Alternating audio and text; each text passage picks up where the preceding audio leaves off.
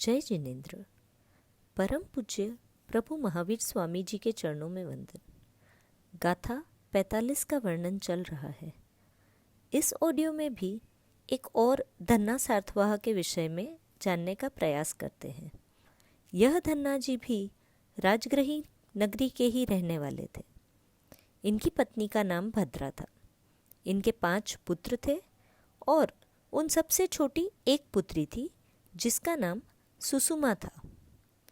सबसे छोटी थी इसलिए सबकी लाडली भी थी। बच्चों की देखरेख और छोटे मोटे कार्यों के लिए धन्ना जी ने एक दासी पुत्र चिलात को घर में रख लिया था। वह सेठ के घर पर ही रहता था, लेकिन जैसे जैसे वह बड़ा हुआ उसकी आदतें बिगड़ने लगी। कभी दूसरे बच्चों की चीज़ें छीन लेता तो कभी चुरा लेता। फिर उसे धीरे धीरे सुषुमा से अधिक लगाव होने लग गया। सार्थवाह और उसके पुत्रों को जब इस बात का पता लगा, उन्होंने मार पीट कर धक्के मारकर उसे घर से बाहर निकाल दिया। निकाले जाने के बाद चिलात इधर उधर घूमता भटकता रहा।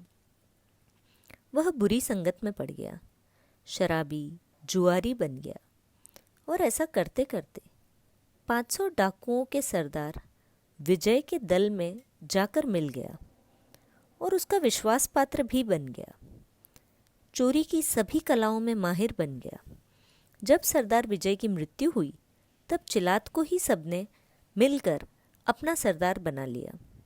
सरदार बनने पर उसकी मनमानियाँ और भी बढ़ गई। अब उसने पुराना बदला लेने के लिए धन्ना सार्थवाह के घर चोरी करने का निश्चय किया। जब उसने घर पर हमला किया, घर के सभी लोग डर के मारे भागने लगे, लेकिन उसने भागती हुई सुषुमा को पकड़ लिया और अपने साथियों को चोरी का सारा माल आपस में बांटने को कहकर सुषुमा को कंधे पर उठाकर एक तरफ निकल गया। डाकू घर से सारा माल लेकर भाग गए। जब घर वाले वापस लौटे तो पता चला कि चिलाती सुषुमा को उठाकर ले गया है। तब धन्ना जी ने नगर रक्षक से कहा, मेरा धन माल कुछ भी मुझे वापस नहीं चाहिए, बस सिर्फ मेरी बेटी को बचाकर वापस ले आओ। नगर रक्षक अपने साथियों के साथ तुरंत डाकुओं के पीछे लग गया। उनके डर से डाकू दल चुराया हुआ सारा माल छोड़कर भाग गए। रक्षक दल उस माल को समेटने में लग गया, लेकिन धन्ना जी और उनके पुत्र चिलाती का पीछा करते रहे। सुषुमा को उठाकर भागते भागते चिलाती थक गया। उसने देखा कि लड़की के भाई और पिता मेरे पीछे पीछे ही आ रहे हैं। तब उसने सुषुमा की गर्दन काटकर धड़ वहीं छोड़ दिया और सर लेकर भाग निकले। उसके पीछे दौड़ते दौड़ते धन्ना जी और उनके पुत्र भी बहुत थक गए थे। जब उन्होंने सुषुमा का धड़ जमीन पर गिरा देखा तो उनके पैरों तले जमीन खिसक गई। सभी वहीं पर बेहोश हो गए। होश आने पर समझ आया कि जंगल में बहुत दूर निकल आए हैं। अब एक कदम भी चलने की ताकत नहीं है, लेकिन दूर दूर तक खाने पीने के लिए भी कुछ नहीं था।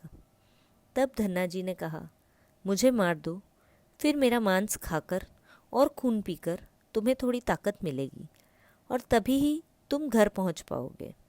बेटों ने जब यह जाना कि किसी एक के मरने के अलावा कोई और रास्ता नहीं बचा है, सभी स्वयं की कुर्बानी देने के लिए झगड़ने लगे।